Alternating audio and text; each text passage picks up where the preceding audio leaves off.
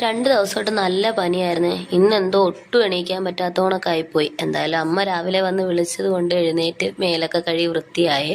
അപ്പോൾ പുറത്ത് നല്ല മഴയുണ്ട്. പിന്നെ അതിന് സിറ്റൗട്ടിലെല്ലാം പട്ടി കയറി കിടന്ന് വൃത്തികേടാക്കുന്നത് കൊണ്ട് കഷ്ടം. അമ്മ അവിടെ എല്ലാം വൃത്തിയാക്കിയിട്ടാണ് പോയത്. അമ്മ വന്നപ്പോൾ എനിക്ക് ചോറും സാമ്പാറും കൊണ്ടുവന്ന്. പക്ഷെ എനിക്ക് 2 മുട്ട ഇരുന്നപ്പോൾ അതും കൂടെ പൊരിച്ച് ചോറ് തിന്നാനൊരാഗ്രഹം. പനിയായ സാധാരണ എല്ലാവരും കഞ്ഞിയാണ് കുടിക്കാറ്. പക്ഷെ എനിക്കെന്തോ വിശാലമായ ആഹാരമൊക്കെ കഴിക്കാനാണ് ഇഷ്ടം. അപ്പോൾ ഒരു 2 മുട്ട ഇരുന്നത് സവാളയൊക്കെ അരിഞ്ഞിട്ട് അതിനകത്തോട്ട് തേങ്ങ നല്ലതുപോലെ പൊരിച്ചങ്ങെടുത്തേ. അപ്പോഴേക്കും ഗ്യാസ് ഒരു സിഗ്നൽ തന്നെ തീരാറായി എന്നുള്ളത്.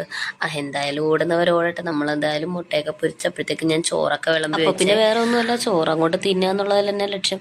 എന്നെ പോലെ നിങ്ങളും ഇതേപോലെ പനിയൊക്കെ വന്നാൽ ചോറ് തിന്നാൻ ആഗ്രഹിക്കുന്ന ആൾക്കാരുണ്ടോ?